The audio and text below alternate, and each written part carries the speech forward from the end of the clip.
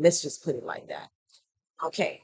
And in the meantime, I wanted to talk about tariffs. Everybody has put their 2 cents in on tariffs. Honey, tariffs, tariffs, tariffs, tariffs, tariffs, tariffs. Now I know my little tongue is getting tired, but tariffs. So Tariffs. Let's talk about it.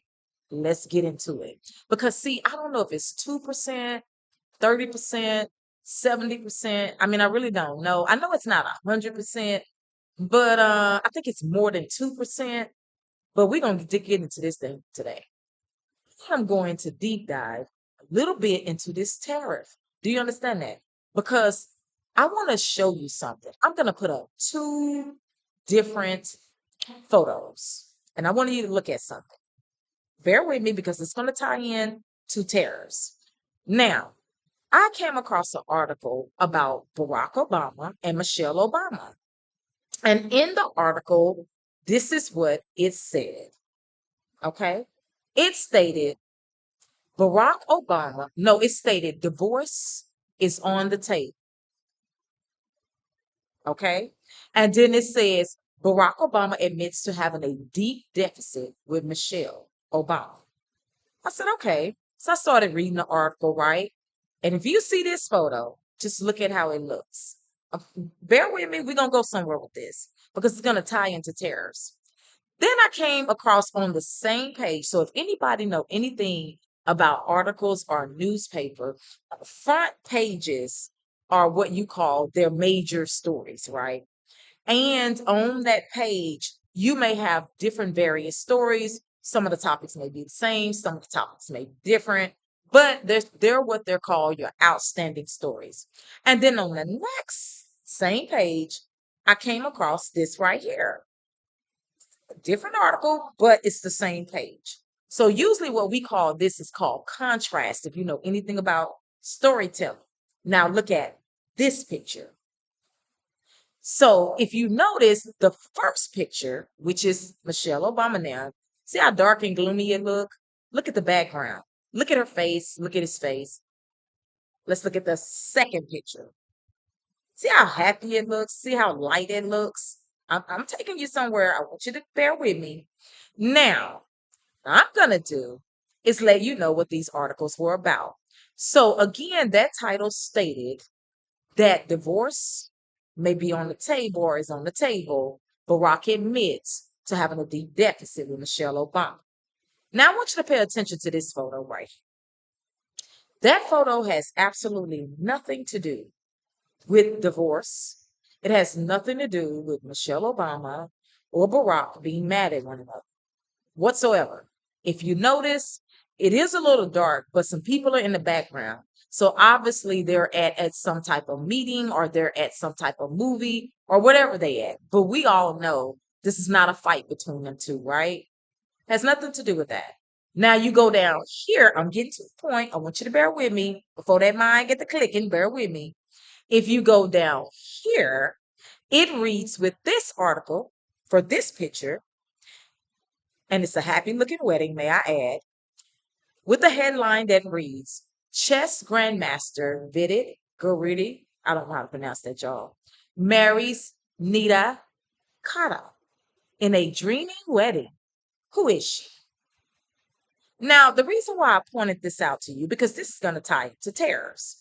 Now, I want you to understand, back at this photo again, this photo is misrepresented, not as giving a report that's honest. It's misrepresented because the photo, number one, has absolutely nothing to do with marriage. That's number one. So the photo itself is a lie. But when you go down here, the photo itself is the truth. That is a real wedding.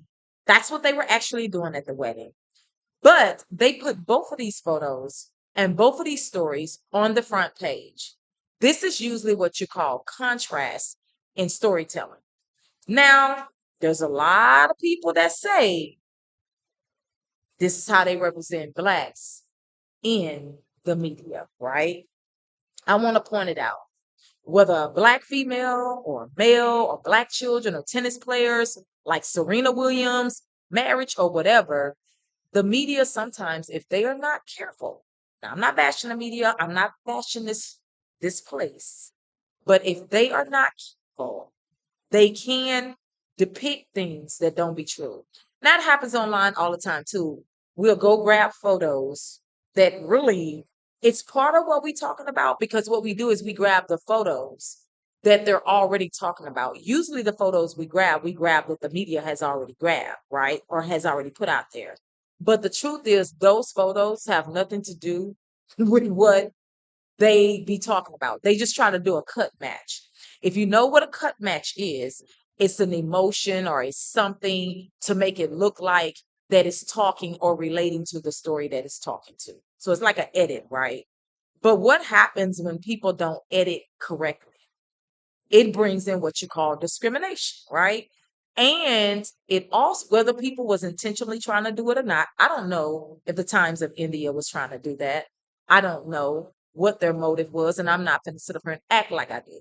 What I'm saying is that we talk about DEI, right?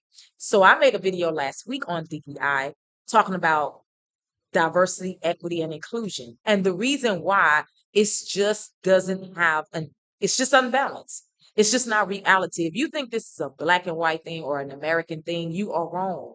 This is an article out of the Times of India. You are wrong. And this can be done all over the world, from Africa to India to Mexico to wherever. The problem is what makes it unbalanced is that people naturally discriminate, period. That's what people do, y'all. Whether you want to recognize it or not, it's what they do. That's why I was bringing up that DEI and I brought up some very good points. And if you haven't seen that video, after you watch Tariffs today, I want you to go see that video. And I do give some information in there, solutions. I always give solutions. I don't just point out things, I give solutions. Now, there was a person, before I jump into talking about tariffs, there was a person that was on the internet and they were talking about they are tired of people getting on the internet giving marriage advice, giving boyfriend and girlfriend advice, and giving relationship advice in general. And they're not dating, or they don't have a man, or they don't have a woman. What do they have to say? Well, I tell you what, I don't think that that's true. Most people have been in relationships. And the person said they're usually giving their bad point of view and what they've been through and this and this and that. Well, do we learn more from failure or do we learn more from success? So let me give you an example. That I just pointed out to you. Do you learn more from fluffy little stuff in the media that's maybe not correctly translating information to you? Or do you learn more from when people are pointing out things so that we can all be cognizant of where? And then when we do listen to our radios and we do listen to our medias, we're listening with critical thinking. Which one do we learn from more?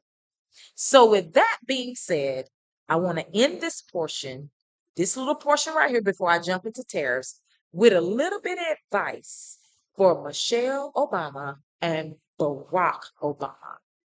Listen, sweetheart, I don't care what you're going through. Yes, you may be going through that little rift that you're talking about, but I don't believe that it was about divorce. I believe there's a lot of gossip, a lot of people saying stuff, but this is what I would say to you. And this comes from my experience. Again, no one can tell us what we can say and what we can't say as long as we're not hurting and harming no one. Now, this would be my advice, Michelle and Barack. Baby, the older people used to tell us back in the day, ain't nothing out here at 2 a.m. in the morning but IHOP and legs. And I am here to tell you, ain't nothing out there for you guys but IHOP and legs. Get your IHOP to go and both of you go home. Nothing is that horrible that you guys have been together so long with a beautiful marriage that you would let the White House or discrepancies or craziness break you guys apart. You are the best of friends. You know you love each other. Yes, you have your rifts like everybody else, but whatever the gossip is, we don't know because we're not there. Do you understand? People are just depicting things the way they are. But my advice would be to you, baby, leave the legs alone on either end. You understand what I'm saying? Stick with the IHOP. Both of y'all take it home and chill. That's my advice. Now, I'm finna get into tariffs.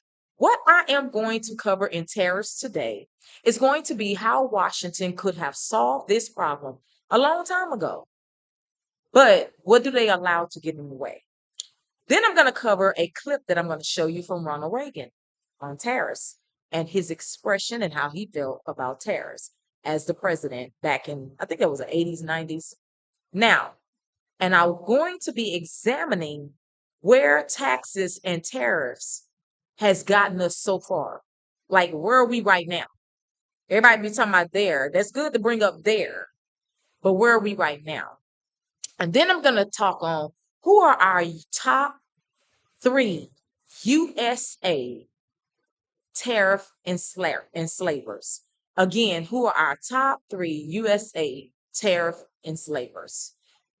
What is the biblical perspective on tariffs and taxes? Oh, yeah, it's in there. You may not think it's in there, but it's in there. Give you a little bit of biblical insight. And then I'm going to end it with a case study. This case study is going to come from Harlem Brewing versus the tariffs, and what lessons and ideas you can take from this case study that you can apply today, especially for small businesses, Black-owned businesses, and minority businesses in general. Because even though things are happening in our world, there are always solutions if we dig a little bit deeper. Okay? All of that and more, and I'll be right back.